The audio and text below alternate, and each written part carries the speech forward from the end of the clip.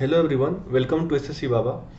इस वीडियो में हम सीजीएल 2020 के टीयर 1 के ज्योमेट्री के सबसे 10 कठिन सवाल सॉल्व करेंगे और मैं आपको दिखाऊंगा कि वो कितने आसान तरीके से सॉल्व किए जा सकते हैं अगर आप एक सही तरीका यूज करें तो बिना देरी के इस वीडियो को शुरू करते हैं।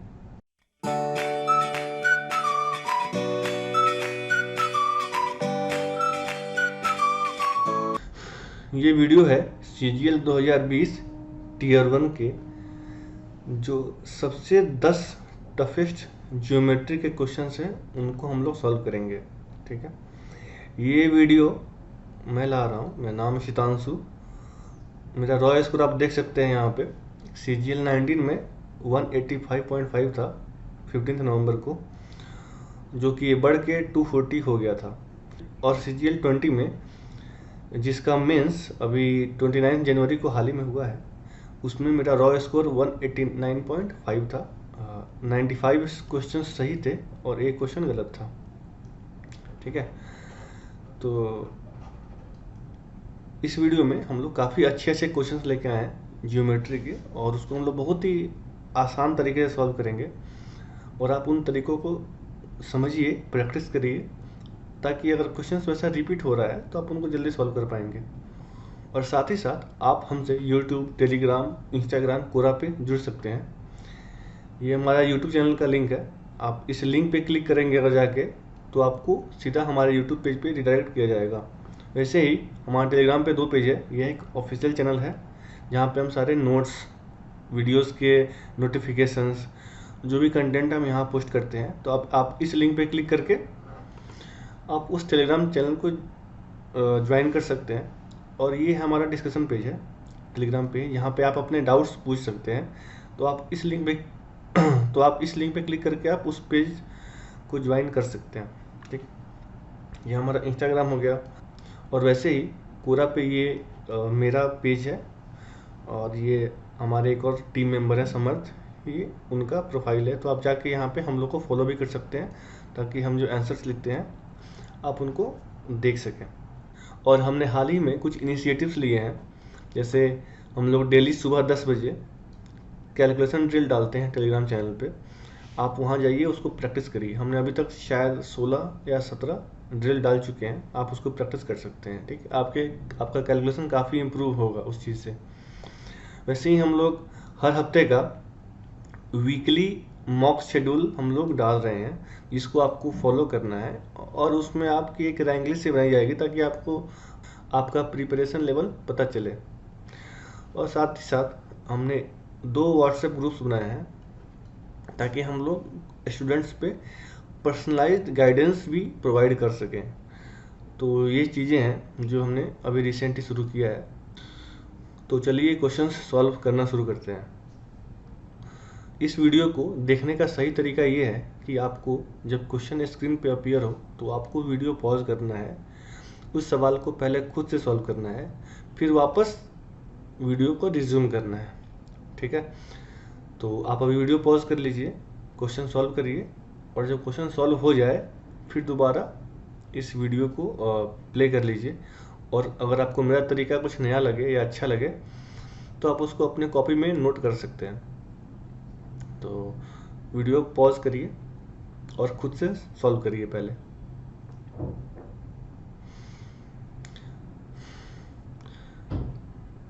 आई होप कि आपने क्वेश्चन सॉल्व कर लिया होगा। अब इसको मैं सॉल्व करता हूँ, आप इसको देखिए कैसे मेरा तरीका अलग है या कैसे मैं इसे सॉल्व करता हूँ ताकि जल्दी सॉल्व हो जाए।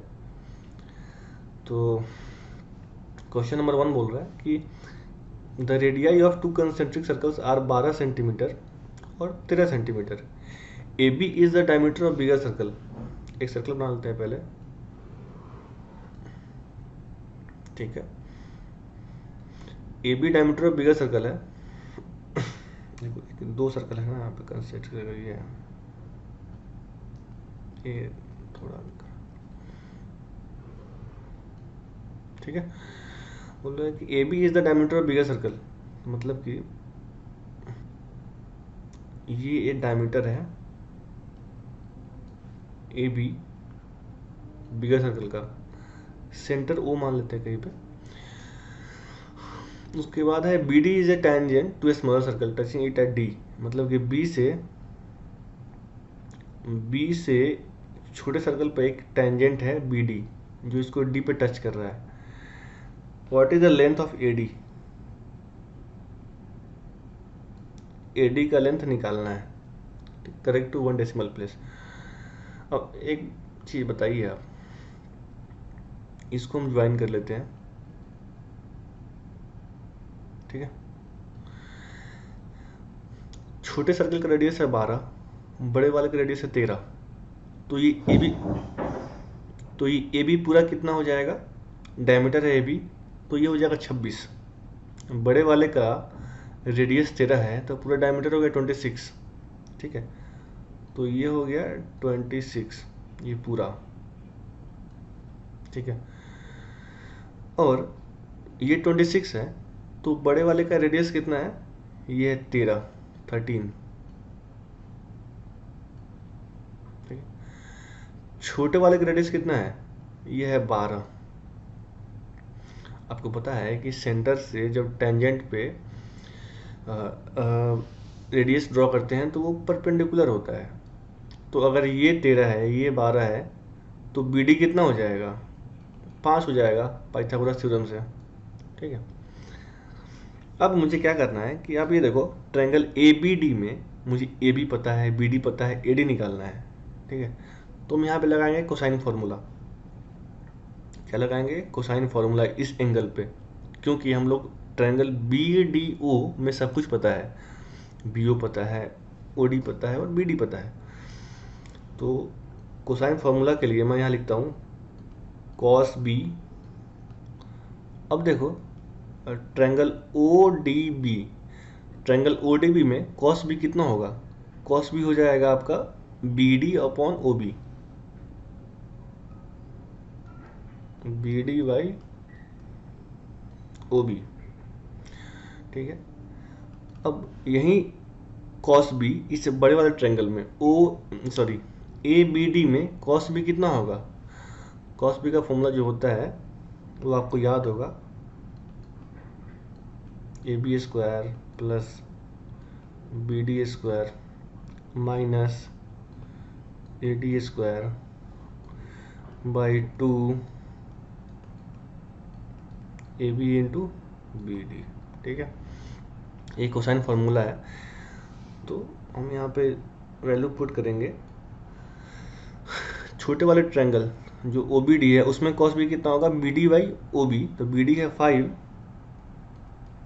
ओ बी है 13। अब बड़े वाले ट्रायंगल में कोसाइन फार्मूला से कॉस बी कितना हो जाएगा, A B square plus B D square, मतलब 26 का स्क्वायर, प्लस बी डी 5 है, माइनस ए डी जो निकालना है उसको मैं x मान लेता हूँ, by 2 A B into B D. A B कितना हो गया 26, बी डी हो गया 5। सॉल्व कर लेते हैं, 13 से ये चला गया 2 टाइम्स, 5 4 जा 20, 500। तो हम लिख सकते हैं कि यहाँ पे x square equals to 26 square होता है 676, 5 स्क्वायर 25 माइनस ये 100 इधर आएगा तो 100 यहाँ हो जाएगा, 676 प्लस 25 701 में से एक 100 चला गया तो ये हो गया 601। तो मतलब कि हमारा जो आंसर आया वो आया x square equals to, sorry root नहीं है अभी ऐसे ही है, एक्स स्क्वायर इक्वल्स टू 601। तो हम लिख सकते हैं कि x equals to under root 601। अब मुझे यहाँ पे लिखा हुआ है करेक्ट टू 1 डेसिमल प्लेस, तो रूट 601 कितना आएगा, 24 स्क्वायर होता है 576, ठीक है। और 25 स्क्वायर जो होता है वो होता है 625। हमारा 601 है, ये दोनों के बीच में है ना, 576 और 625 के बीच में, तो हमारा आंसर 24 से 25 के बीच में होगा और ऑलमोस्ट सेंटर में है, मतलब 576 और 625 के बीच में है हमारा 601, एकदम बीच में है। तो हम हमारा आंसर होगा 24.5। वैसे ऑप्शंस में 24 और 25 के बीच में एक ही वैल्यू थी 24.5, तो हम लोग सीधा उसको भी टिक कर सकते हैं। ठीक, मतलब मान लो कि 24.1 होता, 24.3 होता, तो वहाँ पे हम लोग कितना, मतलब कि 576 और 625 से कितना दूरी पे है, तो उस पॉइंट को लेके हम लोग थोड़ा बहुत अप्रोक्सीमेट गेस कर सकते हैं। ठीक है, यहाँ तो आसान था, यहाँ पे 24 के बाद सिर्फ एक ही वैल्यू था। तो ये हो गया हमारा आंसर। अब देखते हैं next question.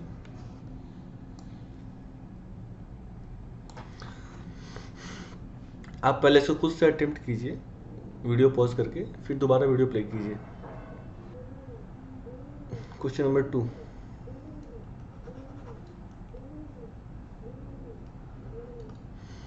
points A and B are on circle with center O.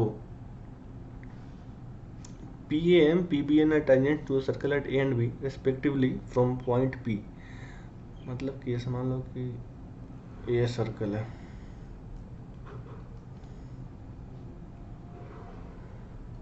ना, सर्कल में एक सेंटर O हो गया,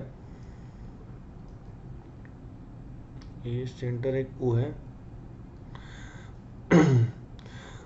और बोल रहा है PAM, ये A है, ये P है, P पॉइंट से टेंजेंस ड्रॉ किया गया है PAM और PBN। P पॉइंट से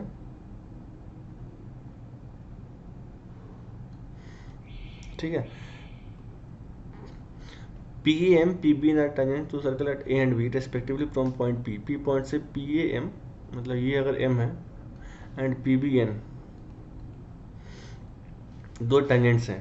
ठीक, अब बोल रहा है point Q is on the major arc AB, मतलब AB का दो आर्क है, एक ये वाला आर्क हो गया, एक ये मेजर आर्क हो गया। तो बोला कि मेजर आर्क पे एक पॉइंट Q है, तो मान लो कि मैं यहाँ पे एक पॉइंट Q मान लेता हूँ। ठीक, सो दैट एंगल QAM, ये वैल्यू है तुम्हारा 58 डिग्री, एंड एंगल QBN 50 है, QBN 50 है। AP भी पूछ रहा है, मतलब कि मुझे ये निकालना है। तो आप इसका एक तरीका याद कर सकते हो कि ये वैल्यू प्लस ये वैल्यू प्लस ये वैल्यू, तीनों का जो सम होता है वो होता है 180। कैसे हुआ दिखा रहा हूँ मैं। हम लोग क्या करते हैं कि इसको ज्वाइन कर देते हैं, A और B को ज्वाइन कर देंगे। तो हमने A B को ज्वाइन किया, तो हमको पता है कि अल्टरनेट सेगमेंट थ्योरम से अगर ये वाला एंगल 50 है, तो QB को कहीं भी अगर सर्कल पर टच करता है तो वो एंगल भी 50 होगा। मतलब कि अगर ये एंगल 50 है, तो क्यूबिक कॉर्ड के द्वारा बनाया गया कोई एक सर्कल पे कोई भी एंगल वो भी 50 ही होगा। तो उस हिसाब से ये हो जाएगा 50। ठीक है, ये 50 है, 8 है, तो उसी हिसाब से ये भी हो जाएगा 58। ये 50 तो ये 50, ये 58 तो ये 58। अब ट्रायंगल QAB में ये कितना होगा, 50 और 58, तो ये हो जाएगा 72। हो गया। तो इसीलिए आप बस ये याद रखना कि ये तीनों का सम 180 होता है। ठीक है, तो इसको मैं अभी के लिए रब कर दे रहा हूँ। तो आपको याद रखना है कि 58 है, ये 50 है, तो दोनों का सम हुआ 108, ये हो जाएगा 72। ये आपको डायरेक्ट लिखना है। अब मुझे AP भी पूछ रहा है, ये एंगल पूछ रहा है, तो आराम से निकल जाएगा। ये 50 है, ये 50 है, ये कितना हो, ये हो जाएगा 130। ये 58 है, ये हो जाएगा 122। अब एक क्वाड्रिलेटरल में चारों का सम होता है 360। ये 122, ये 130, 252 हो गया, 72, 324 हो गया। ये कितना हो गया, 360 माइनस 324, 36 डिग्री। ठीक है, तो हमारा ये आंसर हो गया 36 डिग्री। आपको इसमें सबसे इम्पोर्टेंट ये याद रखना है कि ऐसा क्वेश्चन 3-4 बार आया हुआ है, ये वाला सेम चीज़। किसी किसी में क्या होता है ना, किसी किसी में बस ये वाला एंगल ही पूछ लेगा, बस ये एंगल। तो इसमें क्या करना है, बस 180 में से इन दोनों का सम घटा देना है, ठीक है। तो आप याद रख सकते हैं कि तीनों का सम 180 होगा। यहाँ पे 58 था या 50 था, तो ये हो गया 72। उसके बाद ये या तो ये पूछ सकता है या फिर ये पूछ सकता है। इस क्वेश्चन में ये पूछ रहा था, इसलिए हमने 360 में से ये तीनों का जो सम है वो घटा दिया। क्वेश्चन नंबर 3 देखते हैं। In triangle ABC, D is a point on BC such that BD by DC equals 3/4। मतलब कि ABC में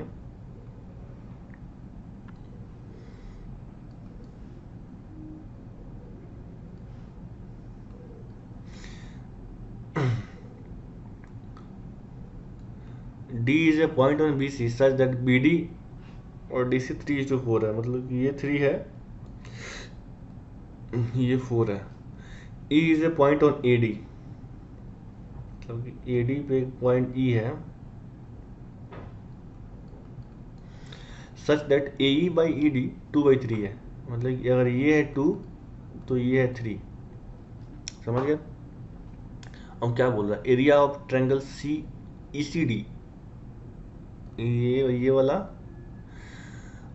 और एरिया ऑफ ट्रायंगल AEB, ये ऊपर वाला ट्रायंगल का एरिया निकालना बोल रहा है। तो आपको ये चीज़ पता होगा कि मान लो किसी ट्रायंगल में अगर बेस का रेशियो 2:3 है तो एरिया का रेशियो भी 2:3 होगा।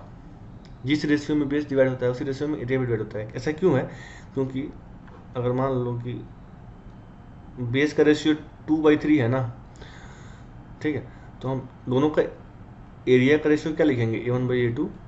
ये होता है हाफ बेस को 2x मान लो इंटू हाइट।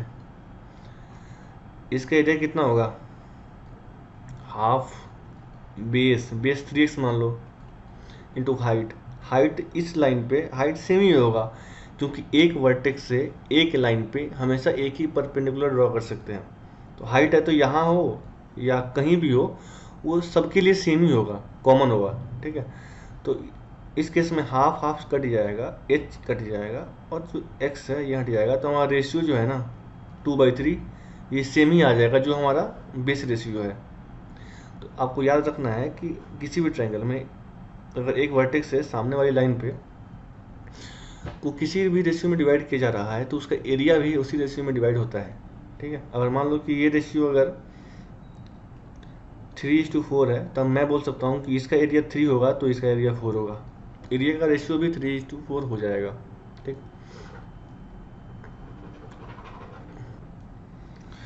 हमको निकालना है area of triangle ECD by area of triangle AEB।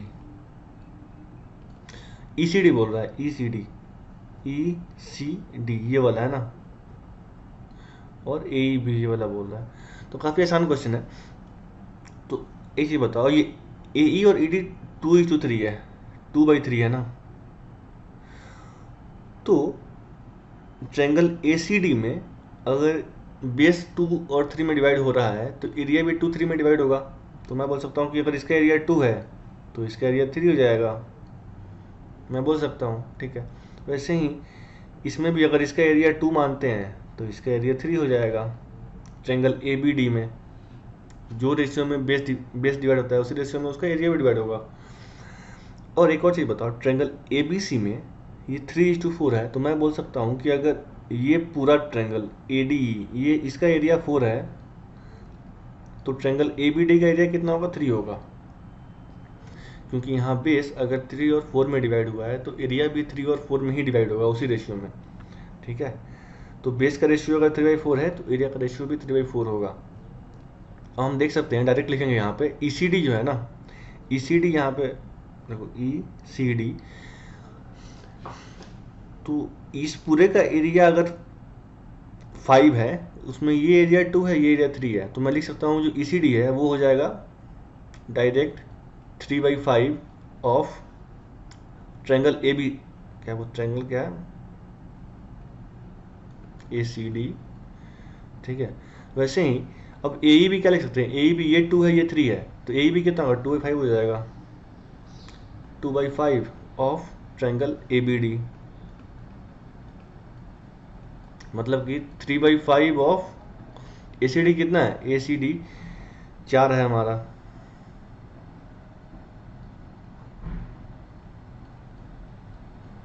A B D कितना है, ए बी डी सॉरी ये ए बी ई है, हाँ ए बी डी कितना है, ए बी डी है हमारा 2/5 of 3,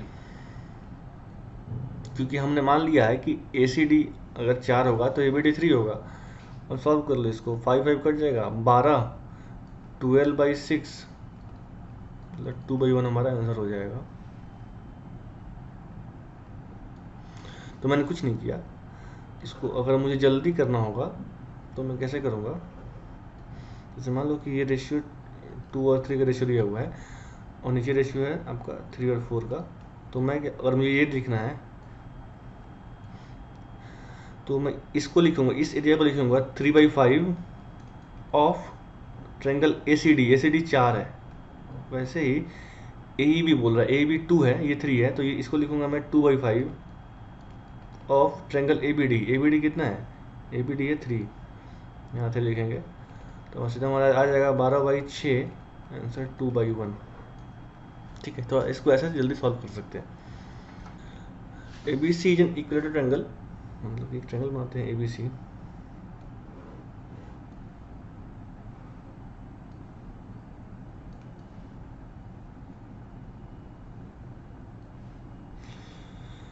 D is a point on side B C, एक पॉइंट है डी बी सी पे, सच दैट बी डी और बी सी का रेशियो 1/3 है, जब बी डी ये 1 है तो बी सी 3 है, मतलब कि ये 2 है, समझ गए।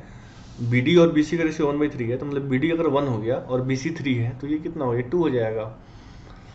और ए डी का है वैल्यू 5√7, जो ए डी है ये है 5√7, साइड ऑफ ट्रायंगल, ट्रायंगल का साइड पूछ रहा है, तो मैं इसको मान लेता हूँ x मान लेता हूँ, ये 1 है ना, मैं इसको x मान लेता हूँ, तो ये पूरा बी सी कितना हो जाएगा 3x हो जाएगा। अगर ये x है बी डी, अगर ये बी डी x है तो साइड कितना हो जाएगा, साइड हो जाएगा 3x, तो उसी हिसाब से ये मैं ए बी को भी लिख सकता हूँ 3x, इक्विलेटरल ट्रायंगल है, ठीक है। तो मुझे ये पता है कि इसमें ये 3x है, ये x है, ये 5√7 है, तो ये एंगल है और ये एंगल है 60 डिग्री, ट्रायंगल दिया इक्विलेटरल ट्रायंगल, मतलब कि सारे साइड्स बराबर होंगे और सारा एंगल 60 डिग्री होगा। अब इस ट्रायंगल ए बी डी में लगा दो कोसाइन रूल, तो cos 60 कितना हो जाएगा, cos 60 हो जाएगा 3x², मतलब कि A B square plus B D square minus A D square by 2 A B into B D, ठीक है। तो cos 60 हो गया 1/2 ए बी स्क्वायर, 3x है, ए बी मतलब है 3x, तो हो जाएगा 9x², बी डी x है x² माइनस ए डी 5√7 का स्क्वायर कितना होगा, 5√7 का स्क्वायर हो जाएगा 175, 2 ए बी 3x हो गया, बी डी x हो गया, 2 से 2 ही हटा दो, मतलब कि 3x² equals to 10x² minus 25 × 7 कितना होगा 175, हम बोल सकते हैं कि 7x² इक्वल्स टू 175, तो x² इक्वल्स टू 7 × 14 5, तो x बराबर हो गया 5। तो ध्यान रखना है ये x इक्वल्स टू 5 है, बट हमारा साइड पूछ रहा है ना, तो साइड कितना है, साइड है हमारा 3x, तो 3x हो जाएगा 15, वही हमारा साइड हो जाएगा। तो इसमें कुछ नहीं करना है, ऐसा क्वेश्चन बहुत बार आ रहा है, तो आपको क्या करना है कि ऐसे में हमेशा एक छोटे वाले ट्रायंगल में कोसाइन रूल लगा देना है। तो यहाँ पे 1/3 दिया हुआ था, तो मैंने इसको x लिया, तो ये 3x हो गया, एक साइड दिया रहेगा और एंगल पता है ये 60, कोसाइन रूल लगा दो, आंसर निकाल लो। देखो question number 5, in triangle ABC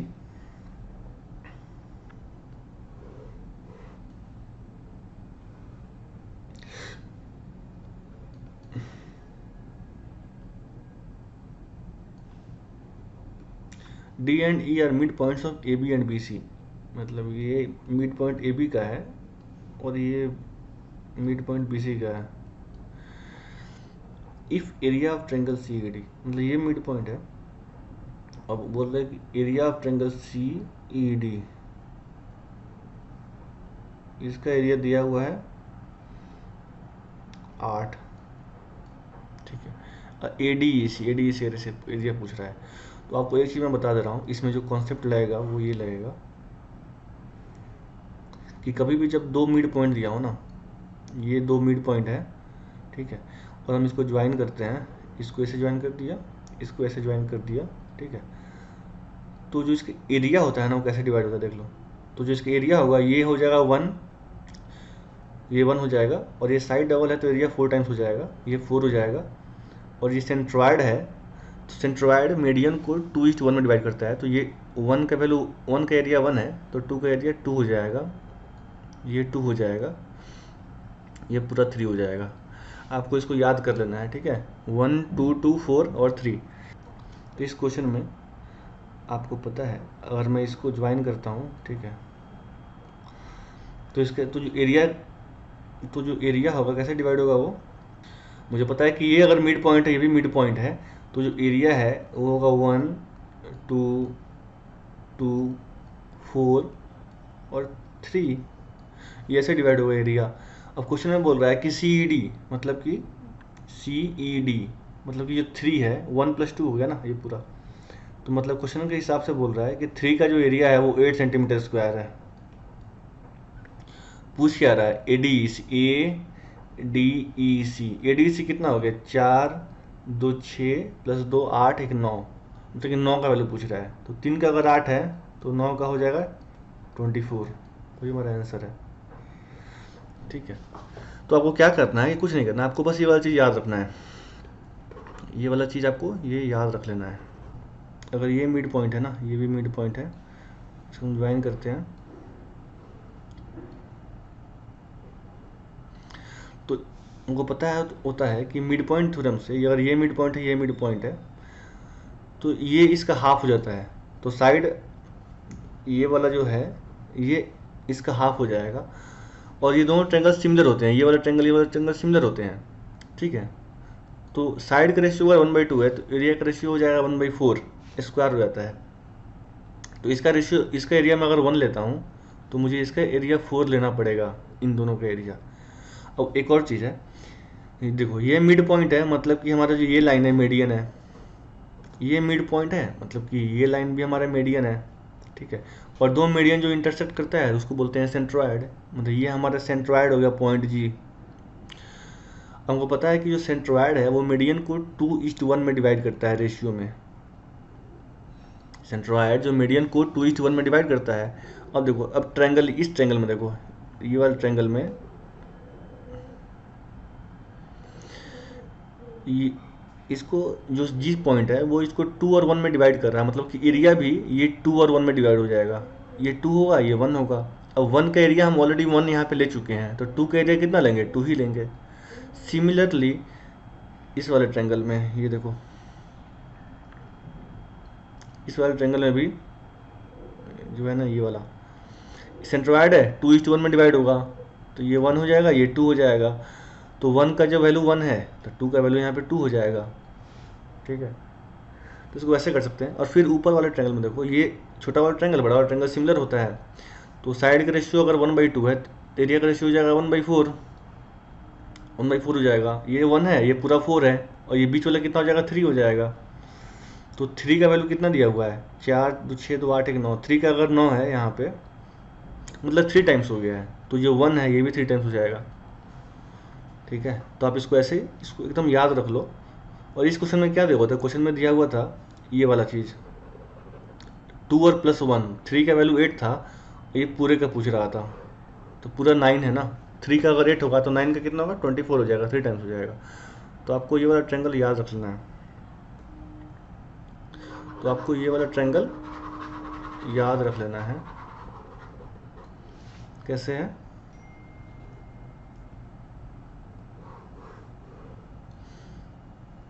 और मिड पॉइंट है तो ये है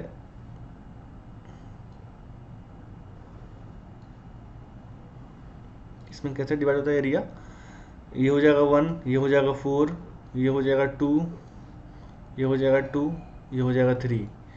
ठीक है, कभी जब क्या होगा, ये 1 है, इसका वैल्यू देखे पूरा का वैल्यू पूछ लेगा, तो ये होता है 1, ये पूरा कितना है 12 है, तो 1/12 हो जाएगा। आप समझ रहे हैं, तो आपको ये चीज़ याद रखना है। आप इस वीडियो को पॉज करिए और इसको खुद से अटेम्प्ट करिए, फिर दोबारा इस वीडियो को देखिए। तो आई होप कि आपने इसको सॉल्व कर लिया होगा और इसका सही आंसर जो है आपको वो मिल गया होगा। अब देखते हैं इसको कैसे सॉल्व करते हैं।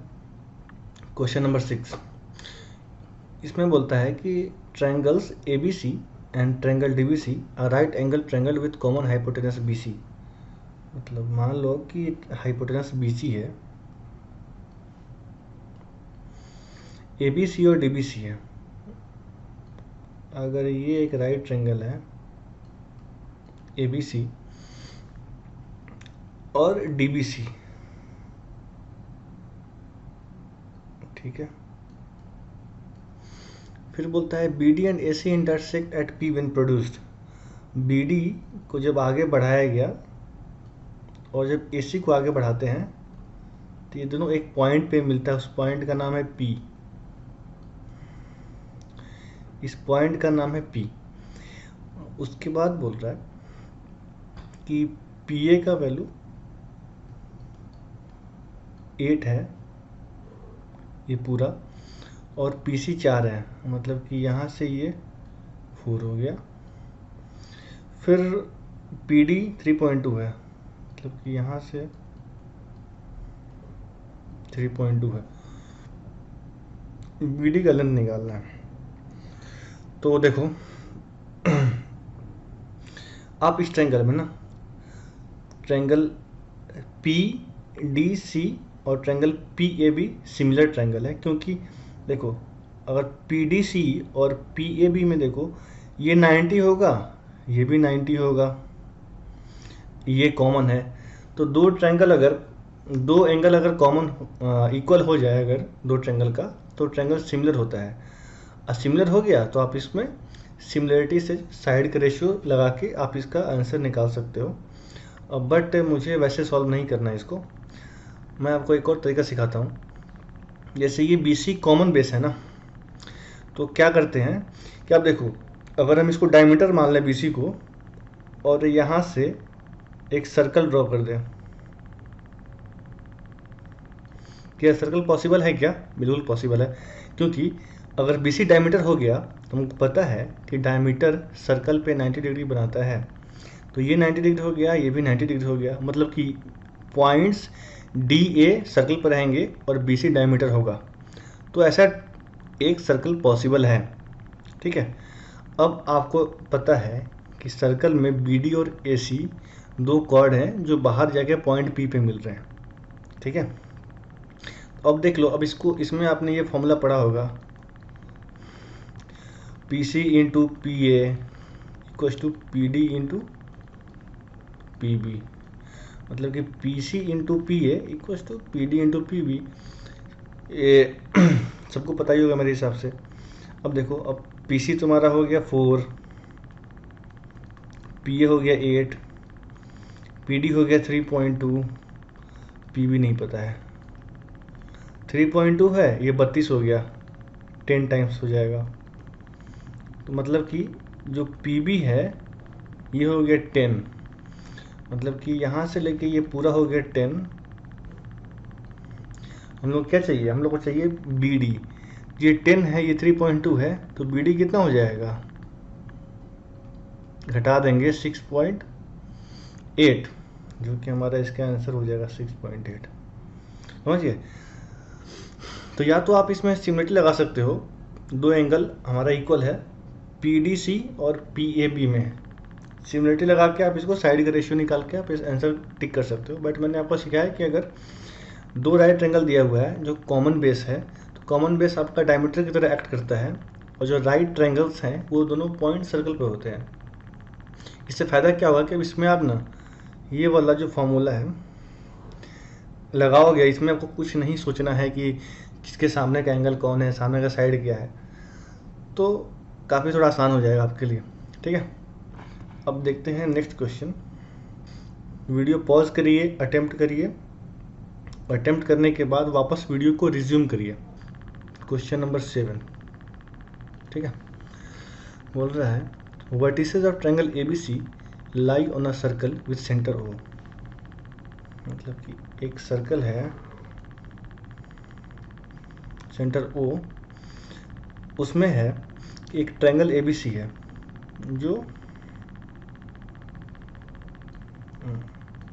जो सर्कल पे लाई करता है, जिसका वर्टेक्स, मतलब कि अगर मैं इसको ऐसे बनाता हूँ, ए, ठीक है, हो गया।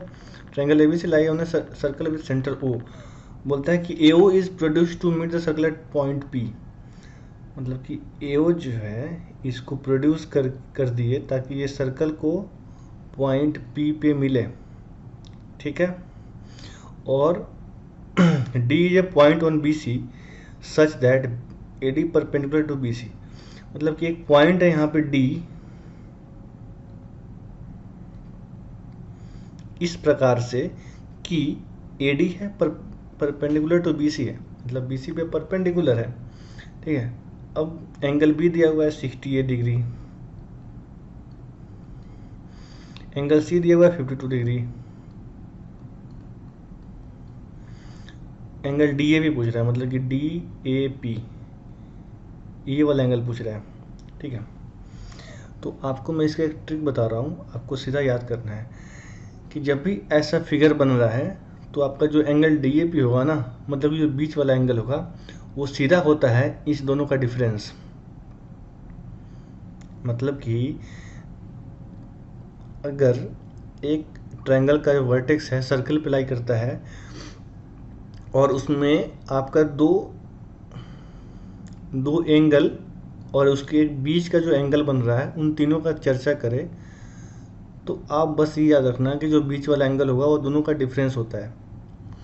ठीक है, आपने ये फॉर्मूला पढ़ा होगा। एक ट्रायंगल है अगर ABC,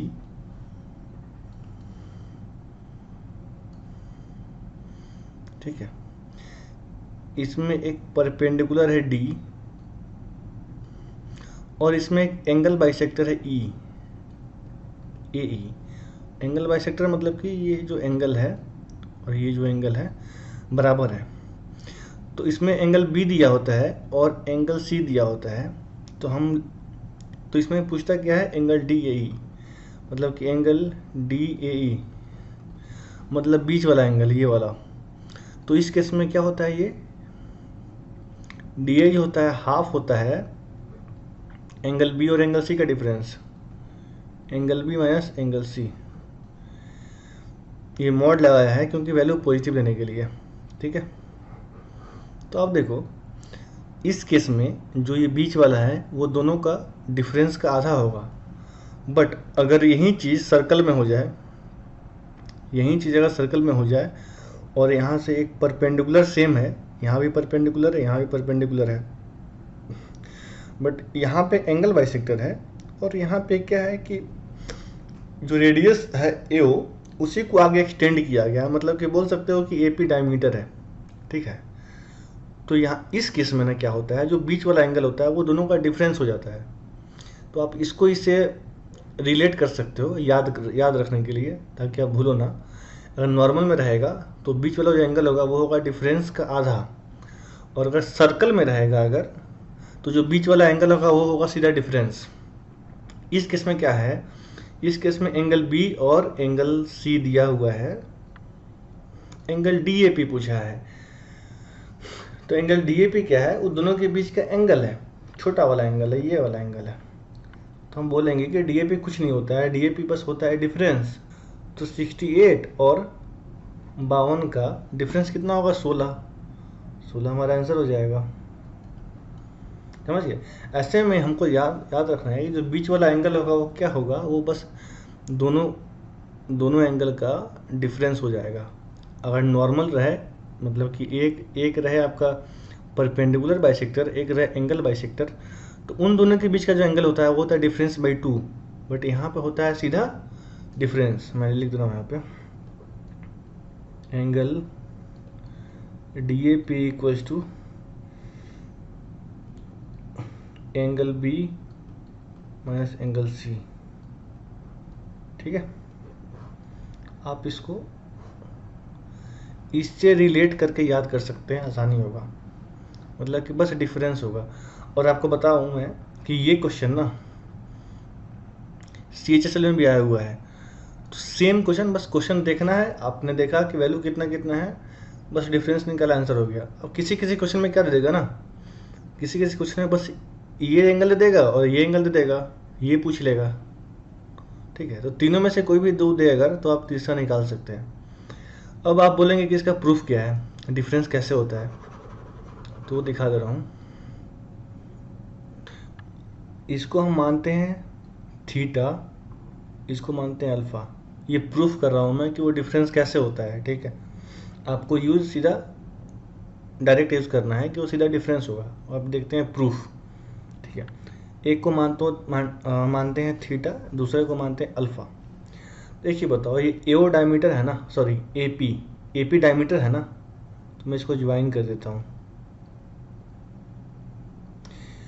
एपी डायमीटर है और बी सर्कल पे एक पॉइंट है, तो ये पूरा कितना होगा, ये पूरा होगा 90, और ये थीटा है, तो ये हो जाएगा, वैल्यू हो जाएगा 90 माइनस थीटा। समझ में आ गया। ये डायमीटर था, तो हमारा वर्टेक्स सर्कल पर रहेगा, तो वो एंगल बनेगा 90, बट उसमें से ये छोटा वाला एंगल थीटा हमने एज्यूम किया हुआ है, तो ये कितना हो जाएगा 90 माइनस थीटा, एंगल PBD। ठीक है, अब एक ही बताओ, ये CP आर्क है ना, ये सर्कल पे बना रहा है एंगल 90 माइनस थीटा, मतलब कि ये देखो ऐसे जा रहा है और ये ऐसे है। ये अगर सर्कल पे किसी पॉइंट पे बना रहा है 90 माइनस थीटा, तो हर जगह सेम रहेगा। तो यही चीज़ वो एंगल यहाँ भी, मान लो कि यही CP आर्क अगर ए पॉइंट है यहाँ पे, तो यहाँ पे एंगल कितना बनेगा, सेम एंगल बनाएगा। तो यहाँ भी एंगल हो जाएगा 90 माइनस थीटा। समझ गया, कुछ नहीं किया मैंने।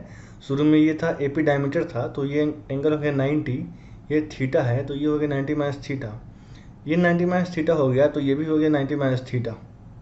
ठीक है, अब मुझे आप ट्रायंगल देखो ADC, ट्रायंगल ADC में जो ये 90 है, वो दोनों का सम होगा, मतलब कि 90 इक्वल्स टू ये एंगल प्लस ये एंगल। ये एंगल कितना है, एंगल DAP, जो हम लोग को निकालना है, angle DAP plus angle PAC, मतलब ये एंगल प्लस ये एंगल, ये कितना है 90 माइनस थीटा। ठीक है, तो ये जो एक्सटीरियर एंगल है, इसका होता है सम इतना प्लस इतना। Exterior angle equals to sum of interior opposite angle. ठीक है, तो ये हमने लिख लिया DAP plus 90 minus theta plus ये वाला एंगल, मतलब कि प्लस अल्फ़ा। ठीक है, हम देखो 90 से 90 कट गया, तो हम DAP जो लिख सकते हैं यहाँ पे कितना हो जाएगा, थीटा माइनस में उधर चला गया, तो थीटा माइनस अल्फ़ा। तो आप इसको ऐसे याद कर लो, मतलब कि angle DAP equals to theta minus alpha. ये हो गया प्रूफ। थीटा क्या था, थीटा था हमारा ये एंगल, अल्फ़ा क्या था, ये एंगल। मतलब कि जो DAP है ना, ये वाला, दोनों का डिफरेंस हो जाएगा, सिंपल याद रख लो। ठीक है, अब हाँ, इसमें मैंने मॉड इसलिए लगाया है ताकि वैल्यू पॉजिटिव रहे, क्योंकि यहाँ पे जो परपेंडिकुलर है ना, वो हमेशा बड़े साइड की तरफ होगा। मतलब कि इस केस में अगर D मतलब इस साइड है अगर, तो मैं यहाँ से बोल सकता हूँ कि जो एंगल B है वो एंगल C से बड़ा है। तो इस केस में हमारा जो एंगल DAP हो जाएगा थीटा माइनस अल्फ़ा ही हो जाएगा। अगर D इस साइड होता तो हमारे ये बड़ा होता, ठीक है। तो इसलिए मैंने मॉड लगा दिया है कि आपको बस डिफरेंस ले लेना है, ठीक है। अब देखते हैं नेक्स्ट क्वेश्चन क्या है। Points P and Q are on the sides AB and BC respectively of a triangle ABC। ABC एक राइट ट्रायंगल है B पे। अब इसमें P and Q are on sides ABC, मतलब ये A मान लेते हैं, अगर ये C मानते हैं तो P साइड है AB पे, Q साइड है BC पे, ठीक है। ठीक है, उसके बाद बोलता है AQ जो है 11 है,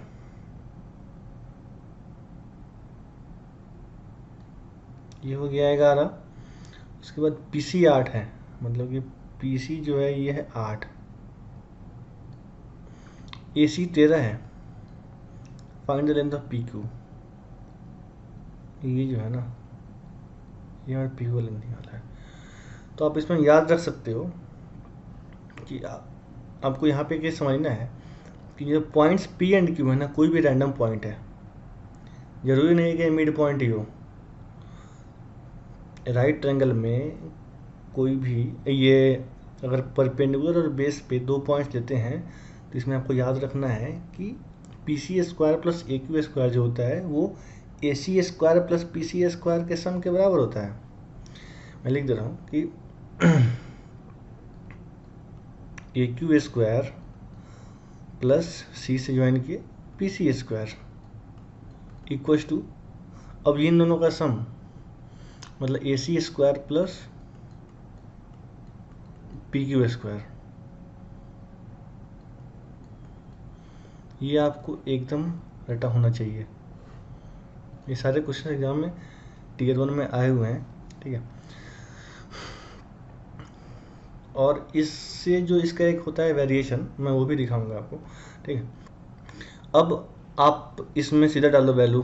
AQ आपका 11 है, 11 स्क्वायर प्लस PC आप 8 है, 8 स्क्वायर, AC 13 है, 13 square plus PQ square. PQ निकालना है। 11 स्क्वायर 121 प्लस 8 स्क्वायर 64, 121 प्लस 64 कितना हुआ 185 इक्वल्स टू 169 13 का square plus PQ square. PQ square हो गया कितना 16, PQ हो गया 4, ठीक है। ये तो हो गया, हमने ये वाला फॉर्मूला यूज़ कर लिया जो कि आपको रटा होना चाहिए, एकदम याद होना चाहिए फॉर्मूला। अब देखते हैं कि ये फॉर्मूला आया कैसे, ठीक है। अब देखते हैं कि ये फॉर्मूला का प्रूफ कैसे हुआ, ठीक है। इसका प्रूफ देखते हैं। आप जी देखो, मैंने क्या बोला, AQ square plus PC square, ठीक है। तो मैं लिखता हूँ AQ square plus PC square equal to, अब देखो ये 90 है ना, तो AQ स्क्वायर क्या हो गया हाइपोटेनस हो गया, मतलब ट्रायंगल ABQ में बी राइट एंगल है और AQ है उसका हाइपोटेनस। तो AQ स्क्वायर क्या हो गया AB square plus BQ square, Pythagoras theorem है। तो मैं AQ को लिख दूंगा AB स्क्वायर प्लस ये BQ स्क्वायर, ये वाला AQ square plus BQ square, ठीक है। प्लस अब बचा PC स्क्वायर। देखो ये PC क्या है, ये PC ट्रायंगल PBC का हाइपोटेनस है। PC ट्रायंगल PBC का हाइपोटेनस है, क्योंकि यहाँ पे एंगल भी 90 डिग्री है। तो PC स्क्वायर कितना हो जाएगा PB square plus BC square, Pythagoras theorem से PB square plus BC square, ठीक है। अब इसको थोड़ा अरेंज करते हैं, ठीक है। जैसे AB स्क्वायर है ना, AB स्क्वायर और BC स्क्वायर को एक साथ ले लो, AB square plus BC square, इसको एक साथ ले लो, प्लस क्या बचा BQ स्क्वायर प्लस ये और ये एक साथ ले लो, BQ square plus BC square. मैं दिखा रहा हूँ क्या बेनिफिट है इसका। हम देखो A B square plus B C square कितना हुआ, ए बी स्क्वायर ये प्लस बी सी स्क्वायर ये कितना है। तो इस right triangle A B C में A B square plus B C square कितना होगा, ये हो जाएगा A C square hypotenuse square. और वैसे ही B Q square plus B C square मतलब कि B Q square plus sorry यहाँ पे ये B Q square plus B P square हुआ ना, मतलब पी बी स्क्वायर।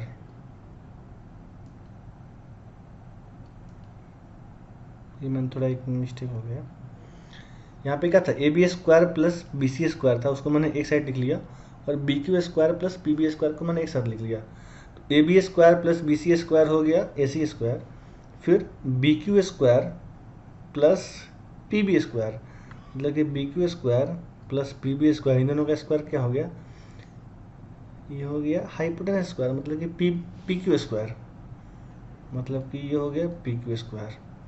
तुम देखो यही तो हमने प्रूफ किया है।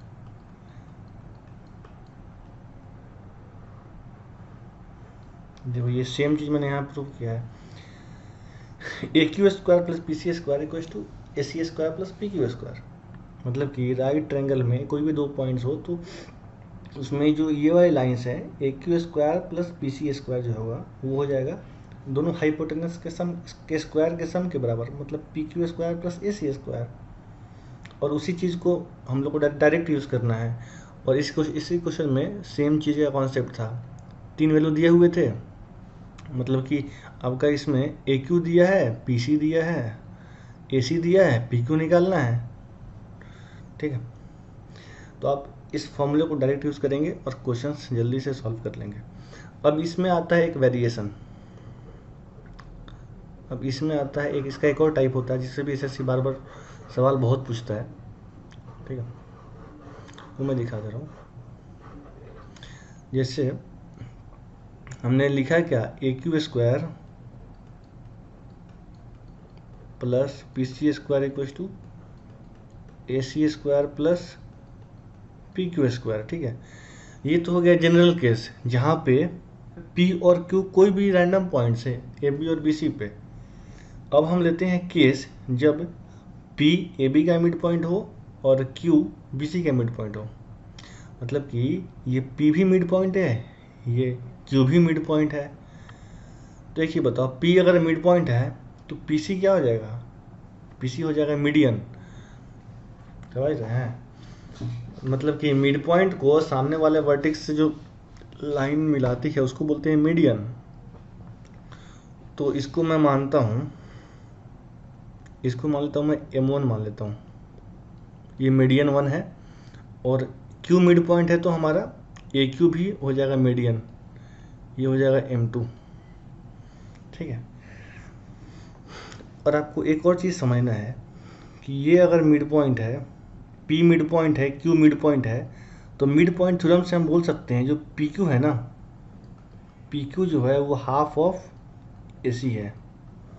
ये होता है mid point theorem. Mid point theorem बोलता है कि दो पॉइंट्स अगर ट्रायंगल के किसी दो पॉइंट्स पे दो मिड पॉइंट्स हैं तो जो लाइन उसको ज्वाइन करती है वो बेस के हाफ होती है और उसके पैरेलल भी होती है, मतलब कि P Q parallel to AC हो जाएगा और पी क्यू AC का मिड पॉइंट भी हो जाएगा। तो मैंने यहाँ पे लिख दिया P Q equal to AC/2। ये तब होगा जब हमारा P और Q मिड पॉइंट है। अब इस चीज़ को ना इसमें डाल दो, AC square plus P Q क्या है, AC/2 है, तो AC/2 का होल स्क्वायर हम लिख सकते हैं AC square plus AC square by 4, मतलब कि 5/4 AC स्क्वायर। तो और AQ क्या है, यहाँ पे ऐसे लिख दो AQ square plus PC square. तो आपको ना ये चीज़ एकदम रट लेना है क्योंकि इस पर बहुत सवाल आया हुआ है कि बोल देगा कि राइट ट्रायंगल में दो मिड पॉइंट्स बोल देगा या मीडियन बोल देगा। ठीक है, तो उसमें आपको यूज़ करना है AQ square plus PC square equal to 5/4 AC square. तो इसको हम लोग ऐसे ही बोल सकते हैं, AQ क्या है, मीडियन है, तो मतलब कि M1 square plus M2 square equal to 5/4 hypotenuse square या AC स्क्वायर, जो भी बोलना है बोल दो, हाइपोटेनस स्क्वायर, समझ गया। तो दो केस हमने क्या सीखा, पहला केस ये था जब P और Q कोई भी रैंडम पॉइंट्स हो, तो रैंडम पॉइंट्स के केस में हम लोग बोल सकते हैं लाइन से AQ square plus CP square equal हो जाएगा AC square plus PQ square. और जब P और Q मिड पॉइंट हो जाएंगे, या हम बोल सकते हैं कि AQ और PC मीडियन हो जाएगा, तो उस केस में क्या होगा, PQ जो है वो AC का हाफ हो जाएगा। तो बस उस चीज़ को यहाँ डाल देना है, तो हमारा हो जाएगा value AQ square plus PC square equal to 5/4 AC square, मतलब कि 5/4 हाइपोटेनस स्क्वायर। तो इस क्वेश्चन में हमारा इस पे सवाल था, बहुत सारे क्वेश्चन इस पे बेसिस ही पूछा हुआ है। Median square plus M1 square plus M2 square equal to 5/4 AC square, ठीक है। इस सवाल का उत्तर हो जाएगा 8। वीडियो पॉज करके अटेम्प्ट करिए, फिर वीडियो को रिज्यूम करिए, ठीक है। Question number 9, in triangle ABC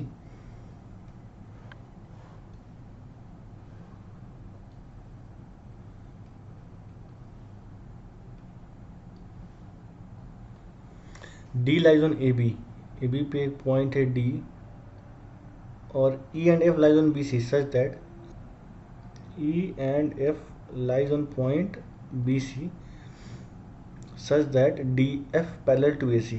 जो DF है ना, ये AC के पैरेलल है, मतलब कि DF ऐसा है, पैरेलल है, एरो का मतलब पैरेलल है। DA पैरेलल टू AC दे दिया है, और DE पैरेलल टू AF।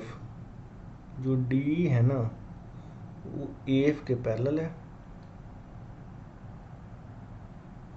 मतलब कि ऐसे बोल सकते हैं, ये ऐसा है, मतलब कि हम बोल सकते हैं DE पैरेलल AF है और DF पैरेलल AC है। इसमें दिया हुआ है, ये 4 दिया हुआ है, B ये CF 3 दिया हुआ है, EF निकालना है, काफ़ी आसान है। देखो पहले बार तुम देखो, पहले हम इसको EF को ना x मान लेते हैं, जो निकालना है मैं उसको x मान लेता हूँ, ठीक। इसमें आपको हमेशा ना बेस, कभी कभी क्या देगा, B पूछ लेगा, ये दोनों दे देगा, तो ये पूरा BC दे देगा, है ना, कोई एक साइड पूछ लेगा, मतलब कि जो भी वैल्यूज़ हैं वो एक ही लाइन पे रहेंगे। अभी आपको समझ में आएगा क्यों। देखो हमको पहला केस लो, DF parallel to AC, DF parallel to AC है, तो DF अगर AC के पैरेलल है तो हम लोग बोल सकते हैं कि जो BD और AD का जो रेशियो है, मतलब कि BD बाई AD का जो रेशियो है वो कितना हो जाएगा, BF/FC।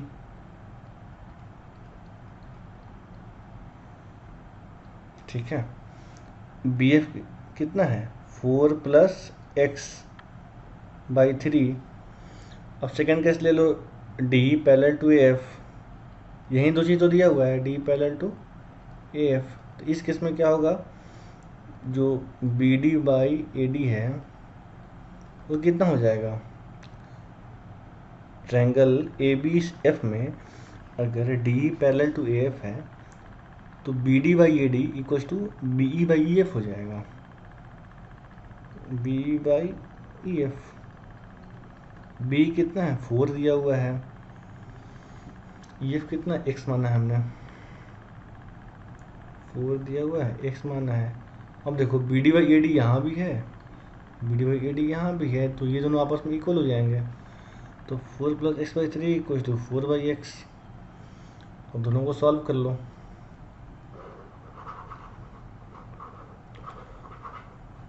दोनों को हम लोग सॉल्व कर लेंगे, कितना हो जाएगा 4x + x² इक्वल टू 12, मतलब कि x² + 4x - 12 इक्वल टू 0, घटेगा 6 2 + 6 - 2, तो मतलब हो जाएगा x बराबर -6 या +2। लेंथ नेगेटिव पॉसिबल नहीं है तो हम ले लेंगे x = +2, मतलब कि x = 2 हमारा आंसर हो जाएगा। देखिए मैंने इतना लिखा भी है ना, आपको इतना भी नहीं लिखना है, आपको इतना कुछ नहीं लिखना है, आपको इसको एक लाइन में निपटाना है। कैसे करेंगे? देखो, एक बार तुम ये डी एफ और ए सी पैरेलल लोगे तो हम बोल सकते हैं जो बी डी बाई और ए डी का रेशियो होगा ना, वो हो जाएगा 4+x/3। और सेम जब हम डी और ए एफ को पैरेलल लेंगे तो हमारा जो बी डी और डी जो ए डी का जो रेशियो है वो हो जाएगा 4/x, मतलब x² + 4x - 12 = 0, मतलब 6 और 2 हो जाएगा, आंसर हो जाएगा तुम्हारा -6 + 2। ये ले नहीं सकते हैं, हमारा आंसर हो जाएगा +2, x = 2 हो जाएगा। In a circle with centre O A B से कोड ऑफ लेंथ 10 सेंटीमीटर। मतलब सर्कल ड्रॉ करते हैं,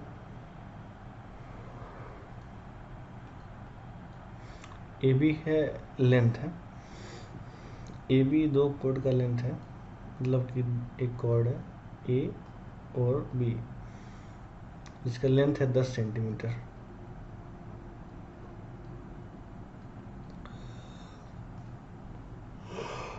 The tangents at points A and B intersect outside the circle at P, मतलब A और B पे जो tangents हैं वो एक पॉइंट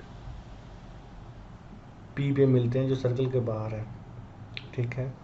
OP = 2A, जो OP है ना, ज्वाइन कर दो, 2OA। OA क्या है? R है, रेडियस है। तो OP कितना दिया हुआ है? 2R दिया हुआ है।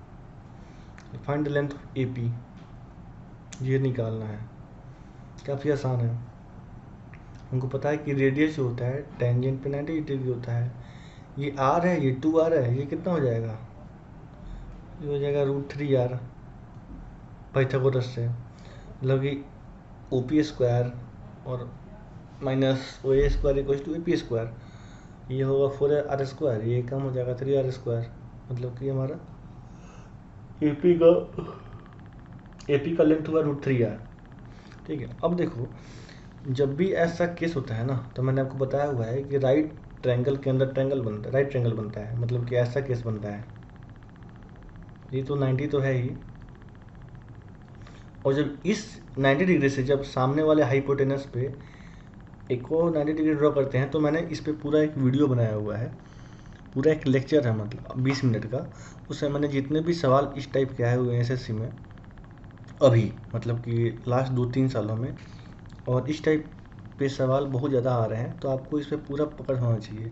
तो मैंने स्पेशली इस टाइप के लिए 5-6 क्वेश्चंस जो एसएससी ने पूछे हुए हैं अभी हाल ही में 1 साल के अंदर, और उसका जो भी पूरा कॉन्सेप्ट है मैंने पूरा समझाया हुआ है।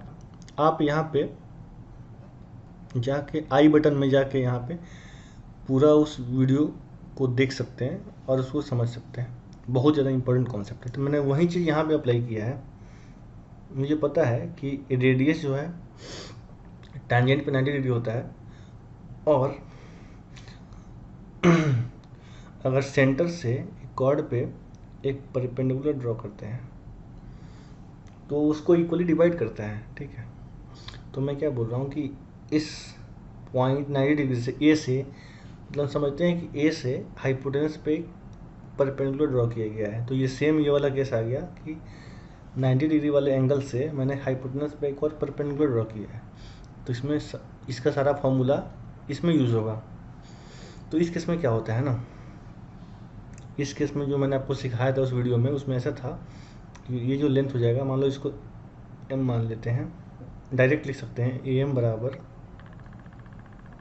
AO × AP/OP।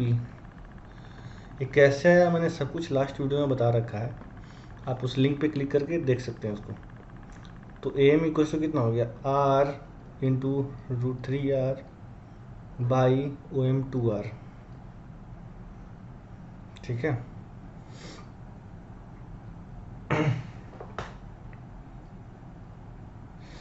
ये हो गया।